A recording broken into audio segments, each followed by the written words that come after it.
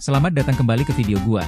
Di video kali ini gua masih akan ngebahas tentang game-game Tendo yang terkenal dan banyak dimainin sama orang-orang. Nah, lu sendiri pernah gak main Tendo? Terus kira-kira game apa yang pernah lu mainin di Tendo? Oke, sebelum kita mulai jangan lupa like, komen, share, dan juga subscribe kanal ini. Karena dengan itu semua lu udah ngebantu gua banget. Oke, kita mulai aja videonya.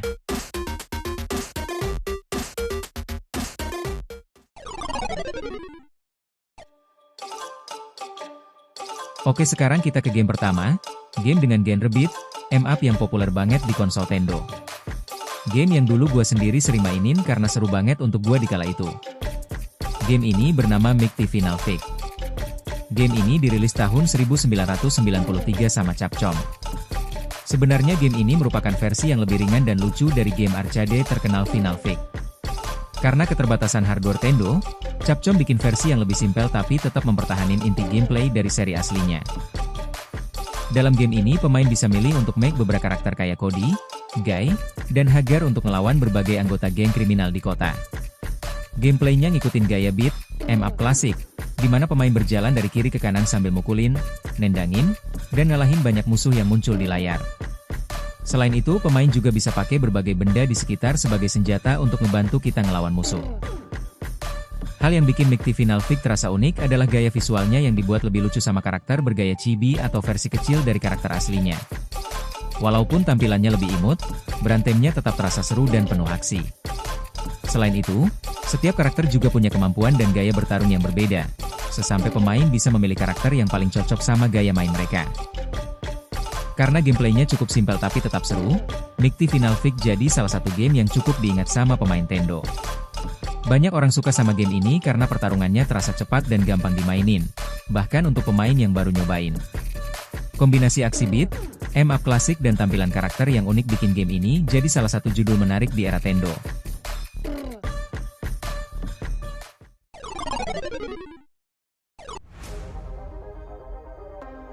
Oke, dari game berantem-berantem, kita ke game pertempuran di luar angkasa. Game yang pakai tema luar angkasa dan juga pesawat tempur ini terkenal banget dan bahkan jadi klasik di seluruh dunia. Nama gamenya adalah Galaga. Game ini awalnya dirilis tahun 1981 sama Namco sebagai game arcade, lalu kemudian diport ke berbagai platform termasuk Tendo. Pada zamannya, Galaga jadi salah satu game shooter paling populer karena gameplaynya simpel dan mudah dimengerti tapi adiktif banget. Dalam game ini, pemain bahkan mainin sebuah pesawat luar angkasa yang ada di bagian bawah layar. Tugas pemain adalah nebakin gelombang musuh alien yang datang dari atas layar sama berbagai pola serangan. Musuh akan bergerak buat ngebentuk formasi tertentu dan kadang nyerang langsung ke arah pemain, sampai pemain harus bergerak cepat untuk menghindarin supaya gak ditabrak sambil tetap menembak mereka. Salah satu hal unik dari Galaga adalah adanya musuh yang bisa nangkep pesawat pemain pakai sinar khusus. Misalnya pesawat kita ketangkep, pemain bisa nyoba buat nyelamatin pesawatnya dengan cara nembakin musuh tersebut di ronde berikutnya. Kalau berhasil, pemain akan dapetin 2 pesawat yang bisa menembak sekaligus, sesampai kekuatan tembakannya jadi lebih gede. Karena gameplaynya cepat dan gampang dipahami, Galaga jadi salah satu game shooter yang populer banget di berbagai generasi konsol. Banyak pemain Tendo yang mainin game ini berulang-ulang cuma untuk dapetin skor yang lebih tinggi. Kombinasi gameplay sederhana, tantangan yang terus meningkat, dan konsep arcade yang adiktif bikin Galaga tetap dikenang sebagai salah satu game klasik terbaik di era Tendo.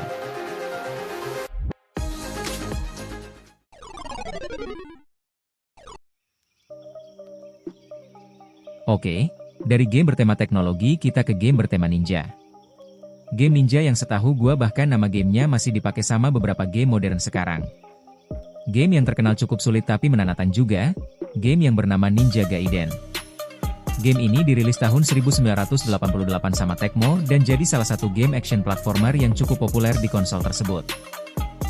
Pada masanya, Ninja Gaiden juga dikenal karena ngehadirin cerita yang dikasih lihat lewat cuplikan, sesuatu yang masih cukup jarang di game era Tendo.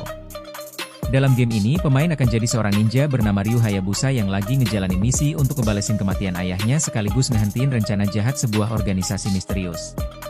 Sepanjang permainan, pemain harus ngelewatin berbagai level yang penuh musuh, jebakan, dan rintangan yang nuntut refleks cepat sampai timing yang tepat.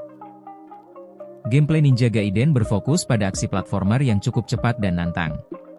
Pemain bisa ngelompat dari dinding ke dinding, nyerang musuh sama pedang, sampai pakai berbagai teknik ninja khusus. Namun yang bikin game ini terkenal adalah tingkat kesulitannya yang cukup tinggi, karena musuh sering muncul tiba-tiba dan banyak rintangan yang bisa bikin pemain jatuh atau kehilangan nyawa. Walaupun terkenal sulit, justru itulah yang bikin Ninja Gaiden sangat diingat sama banyak pemain Tendo. Banyak orang yang nyoba buat namatin game ini berulang kali karena ngerasa tertantang sama level-levelnya. Kombinasi aksi cepat, cerita yang cukup serius untuk ukuran game saat itu, dan tantangan yang tinggi bikin Ninja Gaiden jadi salah satu game action klasik yang cukup legendaris di era Tendo.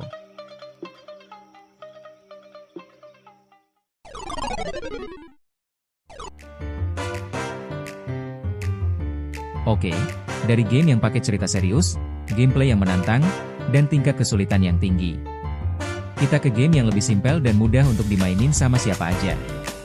Tema gamenya juga agak unik. Namanya gamenya adalah Paperboy.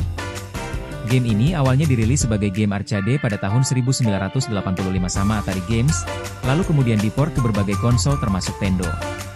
Konsepnya cukup sederhana, tapi justru karena kesederhanaannya game ini terasa berbeda dan cukup diingat di zamannya. Dalam game ini pemain berperan sebagai seorang anak pengantar koran yang harus nganterin koran ke rumah-rumah pelanggan di sepanjang jalan. Pemain naik sepeda sambil ngelemparin koran ke arah rumah yang jadi tujuan. Kedengarannya gampang, tapi sepanjang jalan ada banyak rintangan yang bisa gangguin perjalanan pemain. Rintangan tersebut bisa berupa anjing yang ngejar pemain, orang yang tiba-tiba keluar rumah, mobil yang lewat di jalan, sampai berbagai benda yang ngalangin jalur sepeda. Pemain harus menghindar dari semua rintangan itu sambil tetap fokus melempar koran ke rumah yang tepat. Kalau misalnya terlalu banyak rumah yang terlewat atau pemain terlalu sering jatuh dari sepeda, permainan bisa selesai lebih cepat. Karena konsepnya yang unik dan cukup lucu, Paperboy jadi salah satu game yang cukup gampang diingat sama banyak pemain Tendo. Gak banyak game pada masa itu yang ngambil tema pekerjaan sehari-hari kayak nganterin koran. Justru karena idenya sederhana tapi berbeda, Paperboy berhasil jadi salah satu game klasik yang cukup ikonik di era Tendo.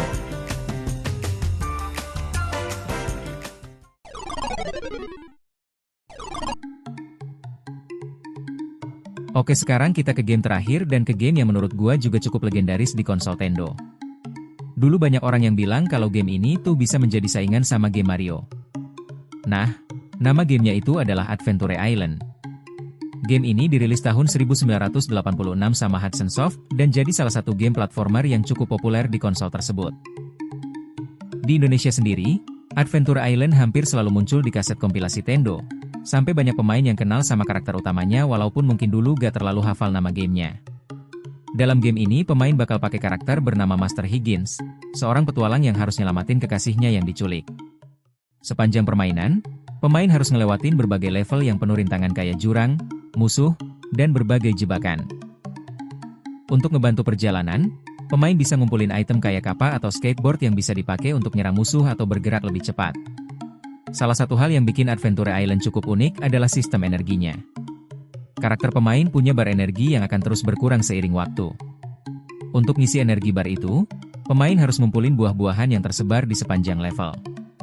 Kalau energi dia habis, permainan langsung selesai walaupun pemain gak terkena musuh. Karena gameplaynya yang cepat dan level-levelnya yang cukup sulit, Adventure Island jadi salah satu game yang cukup sering dimainin sama pemain Tendo.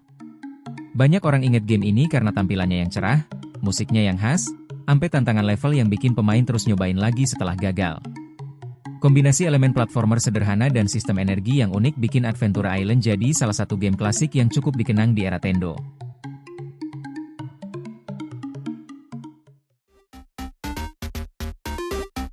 Oke, itu aja untuk video 5 game Tendo kali ini.